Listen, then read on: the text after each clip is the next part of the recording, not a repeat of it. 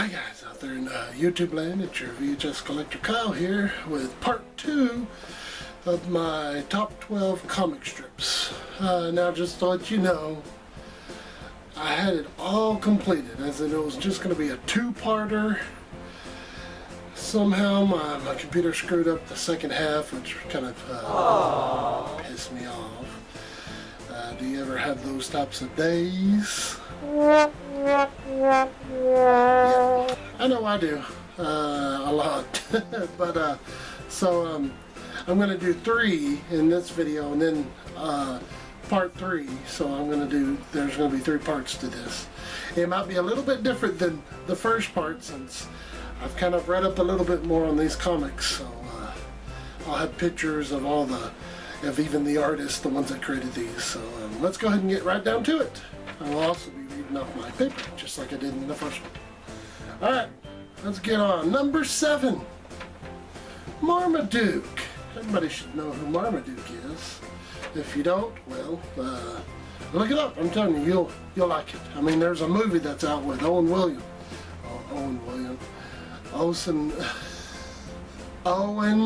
Wilson. Sorry. Okay. Marmaduke started back in 1954. It's still going till this day.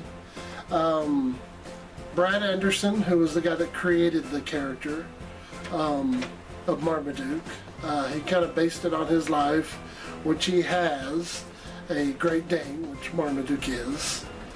You know, it's just a dog that pretty much is just like any other dog. I mean, it doesn't talk like in some of the other comic strip characters, where sometimes the dogs talk or the animals talk, even though that some of them it's just that they're thinking it and not really saying it.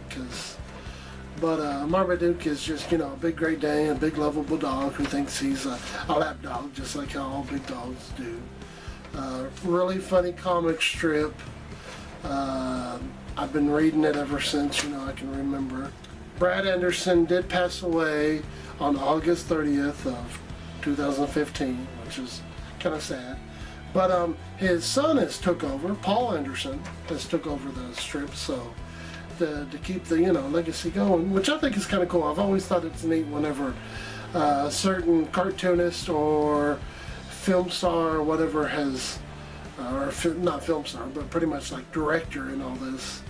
Like, he might be directing and then his son takes over, you know, after he's either passed away or, you know, retired and stuff, which I think is kind of neat.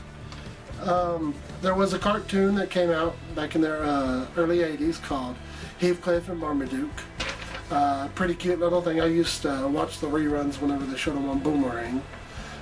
Also another comic strip character, Heathcliff, which is not on my list, but I mean, just, you know, stay tuned, you might see something about him.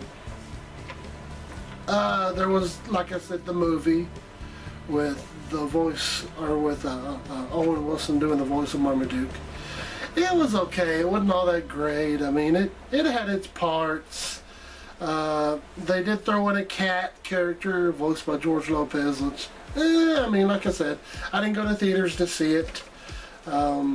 I went to, I rented the movie and watched it, you know, on DVD, but I mean, it was alright. It wasn't all that great, but, you know, what else is new? Go check it out. I think you'd like it. Number 6, Dennis the Menace. Hank Ketchum, who was the guy that created the strip back in 1951. And the strip is still going on till this day. Dennis did look a little bit different than whatever he looks like now. There was a story about Hank Ketchum talking about how he came up with the name of Dennis the Menace. He came up with the name Dennis, but he never could think of, you know, what to say. Dennis, you know, Dennis this, Dennis that. And it was one day that his wife had said, your son is a menace, who he pretty much kind of based the comic, or Dennis, off of, was his, you know, off his son. And his wife said, your son is a menace, and that's kind of where, bam, you know, just like just like that, you know, the name Dennis the Menace, you know, just came about. There was the cartoon series back in the 80s, which I loved watching. I mean, it was one of my favorites. I don't know if it came on during Saturday mornings or if it was just an afternoon series that used to air. Either CBS, yeah, CBS I believe was the one that, I think it was CBS or I thought it was ABC, but it might have been CBS. Like I said, it'll flash up on the screen.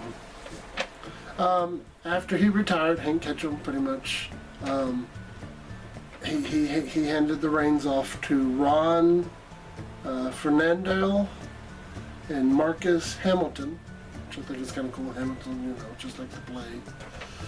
They pretty much have took over the comic strip, and they're pretty much the ones that are keeping it going, which I think is cool. I mean, a bunch of comic strips don't get to keep going. They stop them and then they just rerun the original series over again in the newspapers.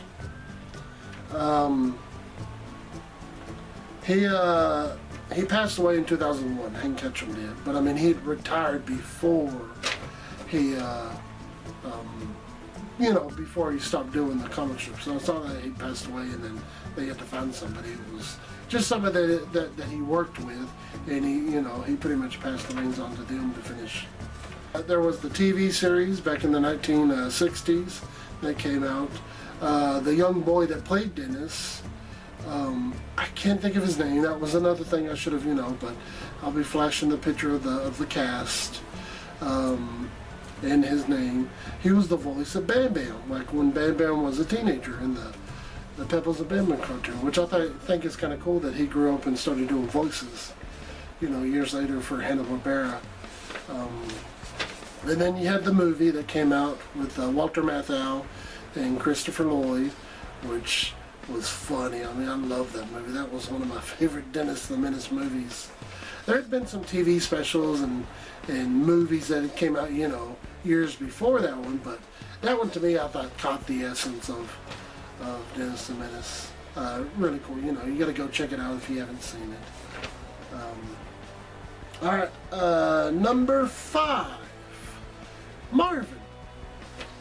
Yeah, I know it's a weird comic strip. It's no longer called just Marvin.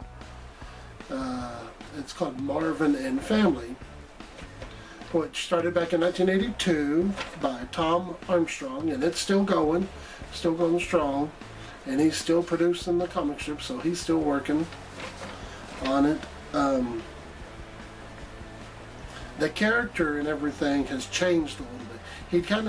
He still kind of looks the same, but he doesn't look as pudgy and fat as he used to look back in the 80s and the early 90s. In 89, there was a TV special that came out called Baby of the Year, or Marvin the Baby, or something like that, that aired in 89. I didn't get to see it.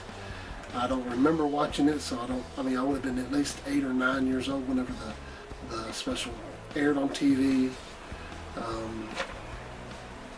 There's, you know, you got his parents, you got his grandparents, his friends and stuff. He has a cousin that he kind of doesn't like or something. I don't know if he likes her now, but I mean, back in the early 80s ones, that, you know, he always called, oh, there goes my dumb cousin or something like that, which nowadays it'd be kind of almost disrespectful to say that about him. In 1999, was whenever they first made him a year old, or the creator, Tom Armstrong. And then it went until 2015 that finally he became 2 years old, you know, because most comic strip characters don't age, just like cartoons. You know, so, there is a little bit of merchandise, not much. Like I said, I didn't, I mean, I read a lot, I remember reading a bunch of the comics and stuff back in the day. There was also the family dog, Bitsy, and everything, that sometimes would have to go through all this stuff of listen to Marvin talk to her, and she's like, do I really have to put up with this baby or something like that, you know, so. Alright guys, that's pretty much about it. I'm gonna change my camera. Hope y'all liked part 2 of my top 12 comic strips. This was 7, 6, and 5. So you'll get to see the last 4 whenever I get that posted. Sorry that it took so long for these videos. Like I said, I'm telling you, I wish my computer was a lot better, or at least I had 2 computers, one to do my stuff on and one to do all the other things. But hopefully I'm going to try to get this posted for Friday, just since it took so long for y'all to, you know, or for whoever it is that watched it. Thanks to y'all. So well, till next time, guys, this is your VHS Collector Tyler saying, frogs, bears, chickens, and things, boys and girls, and women and men from all over the world, saying sayonara to everybody out there in the world who I love. Australians, Canada, you know, all you people. You just make me happy. And thanks for all the people that have subscribed to me over the years too. Leave some comments down below if you don't mind. So, okay, sorry about that. So, see you later. Bye.